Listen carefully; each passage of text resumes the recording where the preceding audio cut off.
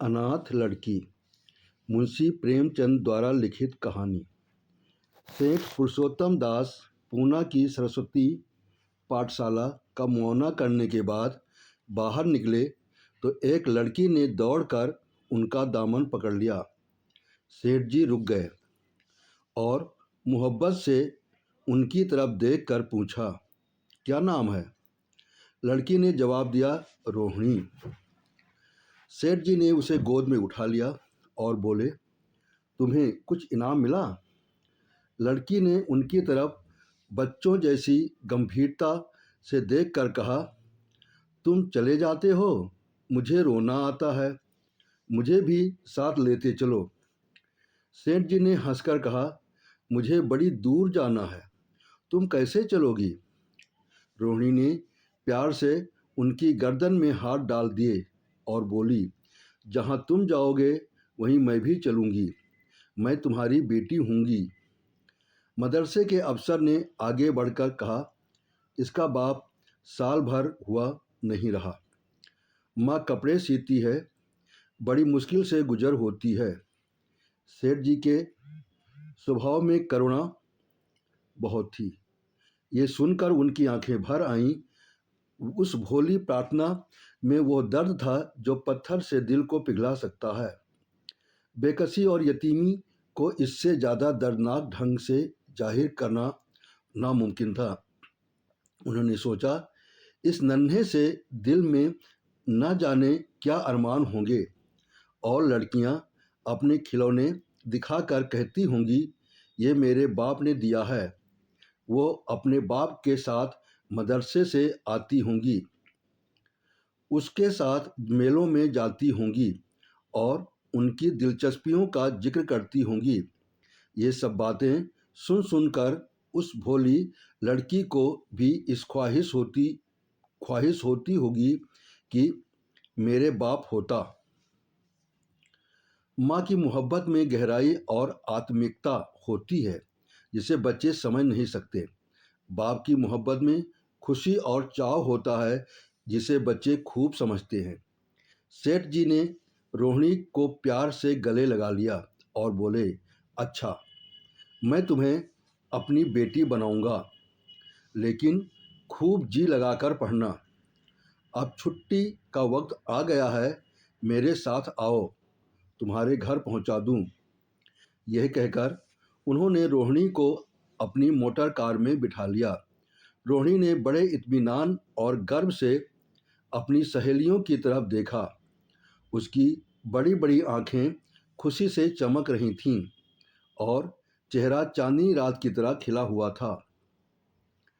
सेठ ने रोहिणी को बाजार की खूब सैर कराई और कुछ उसकी पसंद से कुछ अपनी पसंद से बहुत सी चीज़ें खरीदीं। यहाँ तक कि रोहिणी बातें करते करते कुछ थक सी गई और खामोश हो गई। उसने इतनी चीज़ें देखीं और इतनी बातें सुनी कि उसका जी भर गया। शाम होते होते रोहिणी के घर पहुँचे और मोटर कार से उतरकर रोहिणी को अब कुछ आराम मिला। दरवाज़ा बंद था। उसकी माँ किसी ग्राहक के घर कपड़े देने गई थीं। रोहिणी ने अपने तोहफों को उलटना पलटना शुरू किया। खूबसूरत रबड़ के खिलौने, चीनी की गुड़िया जरा दबाने से चूं चूं करने लगती और रोहिणी ये प्यारा संगीत सुनकर फूली न समाती थीं।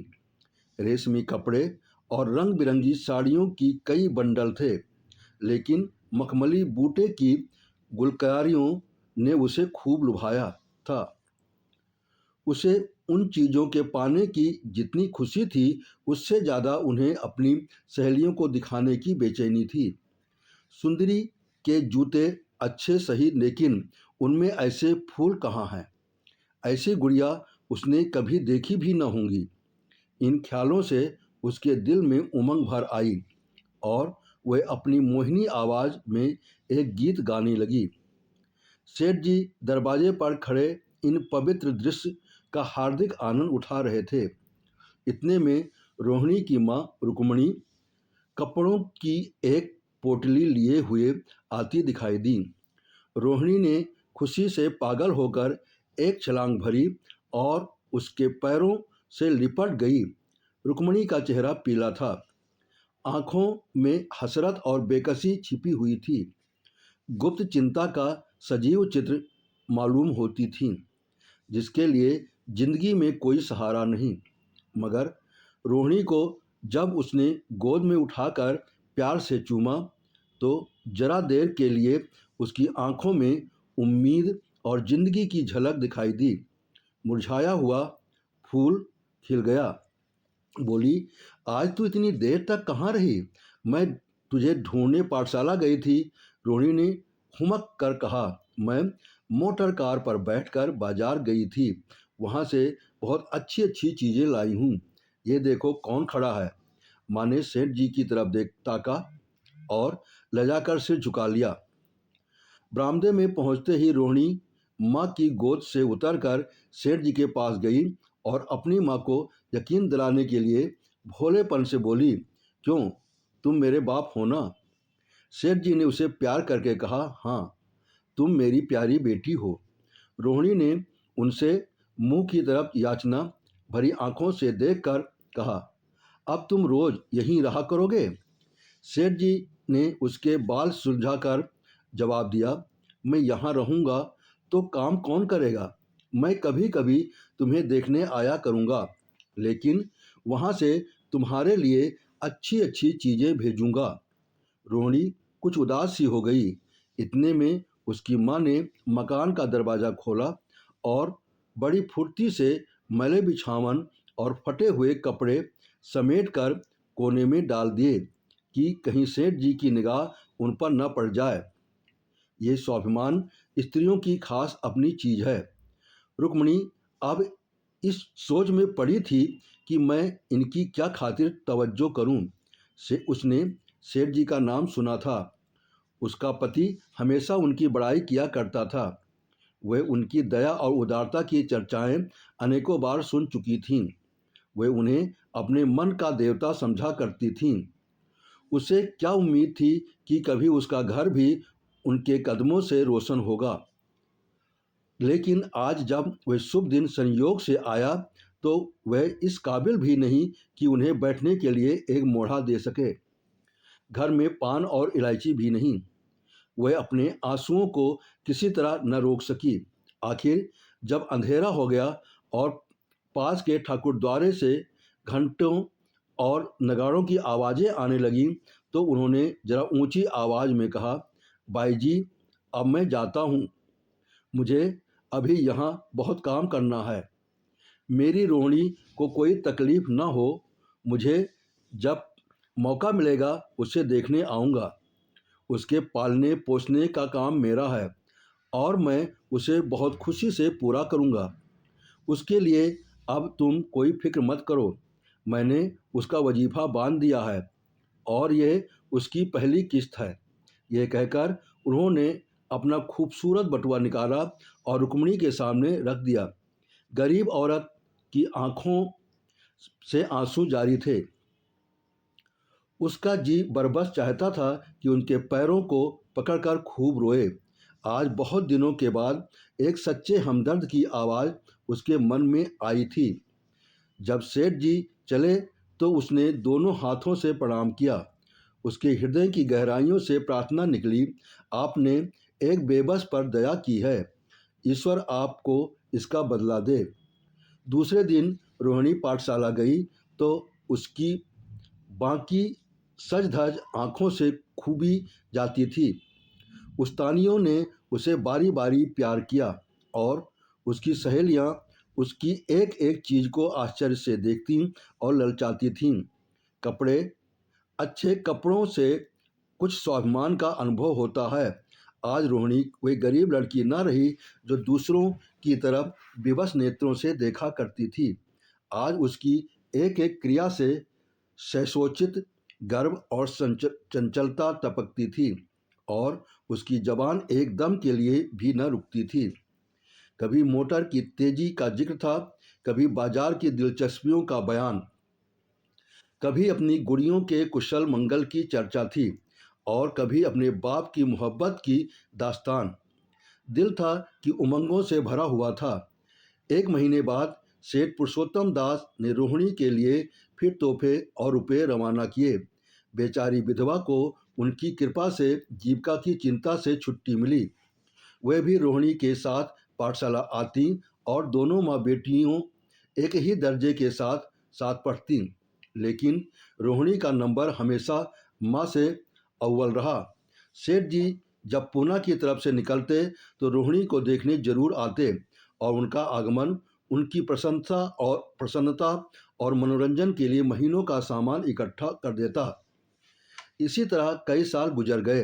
अब रोहिणी ने जवानी के सुहाने हरे भरे मैदान में पैर रखा, जबकि बचपन की भोली भाली अदाओं में एक खास मतलब और इरादों का दखल हो जाता है। रोहिणी एक आंतरिक और बाह्य सौंदर्य में अपनी पाठशाला की नाक थी। हाव भाव में आकर्षक गंभीरता, बातों में गीत सा खिंचाव और गीत का सा आत्मिक रस था। कपड़ों में रंगीन सादगी, आंखों में लाज संकोच, विचारों में पवित्रता। जवानी थी मगर घमंड और बनावट और चंचलता से मुक्त।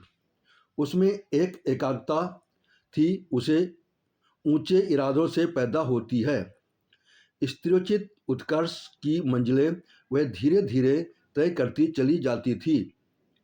सेठ जी के बड़े बेटे नरोत्तम दास कई साल तक अमेरिका और जर्मनी की यूनिवर्सिटियों की खाक छानने के बाद इंजीनियरिंग विभाग में कमाल हासिल करके वापस आए थे। अमेरिका के सबसे प्रतिष्ठित कॉलेज में उन्होंने सम्मान का पद प्राप्त किया था। अमेरिका के अखबार एक हिंदुस्तानी नौजवान की इस शानदार कामयाबी पर चकित थे। उन्हीं का स्वागत करने के लिए बम्बई में एक बड़ा जलसा किया गया था। इस उत्सव में शरीक होने के लिए लोग दूर दूर से आए थे। सरस्वती पाठशाला को भी निमंत्रण मिला और रोहिणी को सेठानी जी ने विशेष रूप से आमंत्रित किया। पाठशाला में हफ्तों तैयारियां हुई। रोहिणी को एकदम के लिए भी चैन न था। ये पहला मौका था कि उसने अपने लिए बहुत अच्छे अच्छे कपड़े बनवाए। रंगों के चुनाव में वह मिठास थी, काट छांट में वो फबन जिससे उसकी सुंदरता चमक उठी। सेठानी कौशल्या देवी उसे लेने के लिए स्टेशन पर मौजूद थीं। रोहिणी गाड़ी से उतरते ही उनके पैरों की तरफ झुकी, लेकिन उन्होंने उसे छाती से लगा लिया और इस तरह प्यार किया कि जैसे वो उनकी बेटी है। वह उसे बार बार देखती थीं और आंखों से गर्व और प्रेम टपक पड़ता था। इस जलसे के लिए ठीक समुंदर के किनारे एक हरे भरे सुहाने मैदान में एक लंबा चौड़ा सामियाना लगाया गया था। एक तरफ आदमियों का समुद्र उमड़ा हुआ था, दूसरी तरफ समुद्र की लहरें उमड़ रही थीं।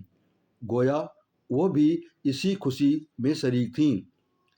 जब उपस्थित लोगों ने रोहिणी बाई के आने की खबर सुनी तो हजारों आदमी उसे देखने के लिए खड़े हो गए।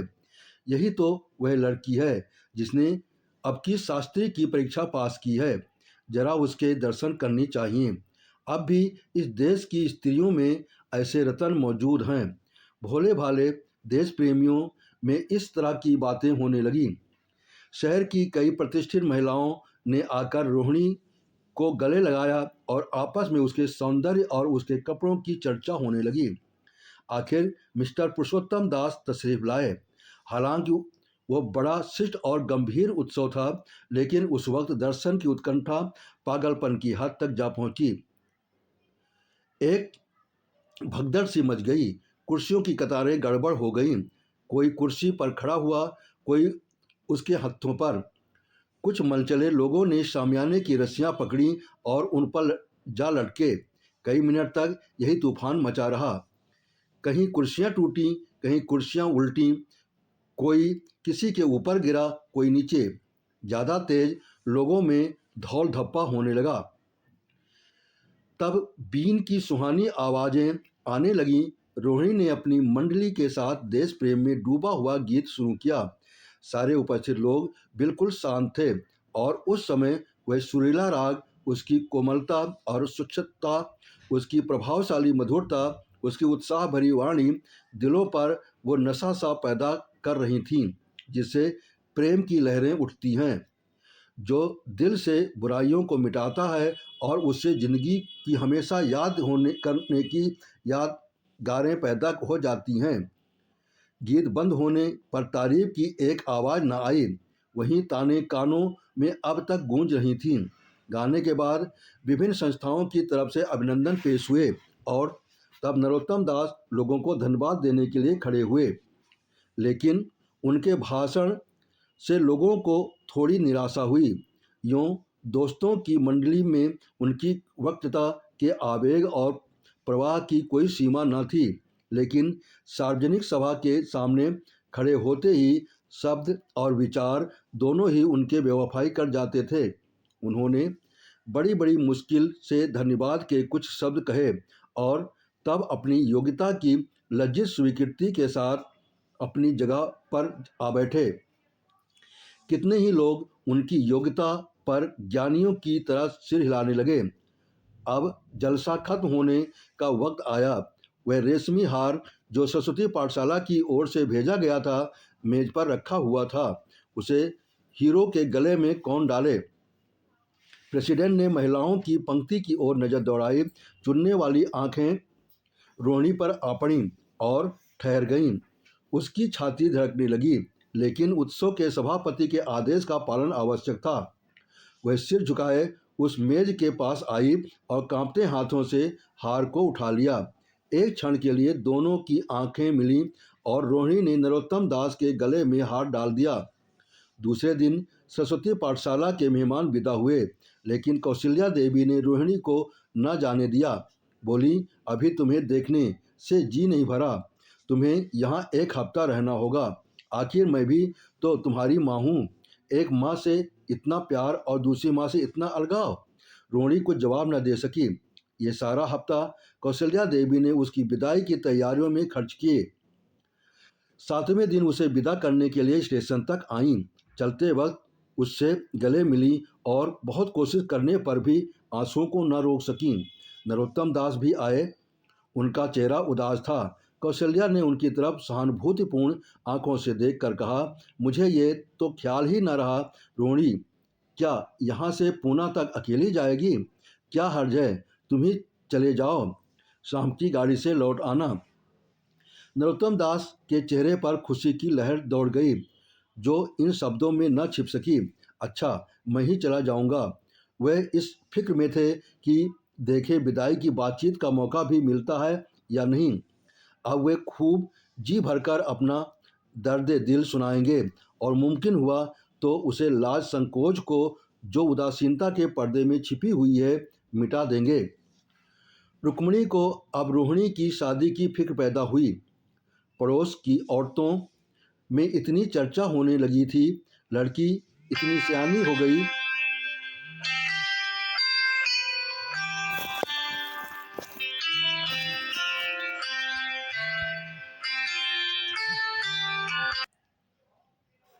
लड़की इतनी सयानी हो गई है, अब क्या बुढ़ापे में ब्याह होगा? कई जगह से बात आई।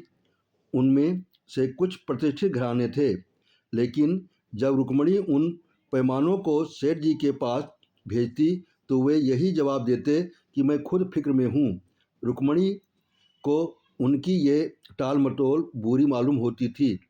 रोहिणी को बम्बई से लौटे महीना भर हो चुका था। एक दिन वह पाठशाला से लौटी तो उसे अम्मा की चारपाई पर एक खत पड़ा मिला। रोहिणी पढ़ने लगी। लिखा था, बहन, जब से मैंने तुम्हारी लड़की को बम्बई में देखा है मैं उस पर रीझ गई हूँ। अब उसके बगैर मुझे चैन नहीं है। क्या मेरा ऐसा भाग्य होगा कि वह मेरी बहू बन सके? मैं गरीब हूँ, लेकिन मैंने सेठ जी को राजी कर लिया है। तुम भी मेरी ये विनती कबूल करो। मैं तुम्हारी लड़की को चाहे फूलों की सेज पर न सुला सकूं, लेकिन इस घर का एक एक आदमी उसे आंखों की पुतली बनाकर रखेगा। अब रहा लड़का, माँ के मुंह से लड़के का बखान कुछ अच्छा नहीं मालूम होता, लेकिन यह कह सकती हूँ कि परमात्मा ने यह जोड़ी अपनी हाथों से बनाई है। सूरत में, स्वभाव में, विद्या में, हर दृष्टि से वह रोहिणी के योग्य है। तुम जैसे चाहे अपना इत्मीनान कर सकती हो। जल्दी जवाब देना। और ज़्यादा क्या लिखूं? नीचे थोड़े से शब्दों में सेठ जी ने उस पैगाम की सिफारिश की थी। रोहिणी गालों पर हाथ रखकर सोचने लगी। नरोत्तम दास की तस्वीर उसकी आंखों के सामने आ खड़ी हुई। उनकी वह प्रेम की बातें जिनका सिलसिला बंबई से पूना तक नहीं टूटा था, कानों में गूंजने लगीं। उसने एक ठंडी सांस ली और उदास होकर चारपाई पर लेट गईं। सरस्वती पाठशाला में एक बार फिर सजावट और सफाई के दृश्य दिखाई दे रहे हैं।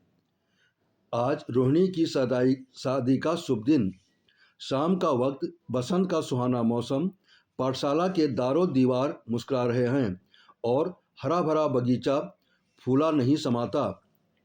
चंद्रमा अपनी बारात लेकर पूरब की तरफ से निकला। उसी वक्त मंगलाचरण का सुहाना राग उस रुपहली चांदनी और हल्के हल्के हवा के झोंकों में लहरें मारने लगा। दूल्हा आया। उसे देखते ही लोग हैरत में आ गए। वो नरोत्तम दास थे। दूल्हा मंडप के नीचे गया। रोहिणी की माँ अपने को रोक न सकी। उसी वक्त जाकर सेठ जी के पैर में गिर पड़ी। रोहिणी की आंखों में से प्रेम और आनंद के आंसू बहने लगे। मंडप के नीचे हवन कुंड बना था। हवन शुरू हुआ। खुशबू की लपेटें हवा में उठीं और सारा मैदान महक गया। लोगों के दिलों दिमाग में ताजगी की उमंग पैदा हुई। फिर संस्कार की बारी आई। दूल्हा और दुल्हन ने आपस में हमदर्दी, जिम्मेदारी और वफादारी के पवित्र शब्द अपनी जबानों से कहे। विवाह की ये मुबारक जंजीर गले में पड़ी, जिसमें वजन है, शक्ति है, पाबंदियां हैं, लेकिन वजन के साथ सुख और पाबंदियों के साथ विश्वास है। दोनों दिलों में उस वक्त एक नई बलवान आत्मिक शक्ति की अनुभूति हो रही थी। जब शादी की रस्में खत्म हो गईं तो नाच गाने की मजलिस और का दौर आया। मोहक गीत गूंजने लगे। सेठ जी थक कर चूर हो गए थे। जरा दम लेने के लिए बगीचे में जाकर एक बेंच पर बैठ गए।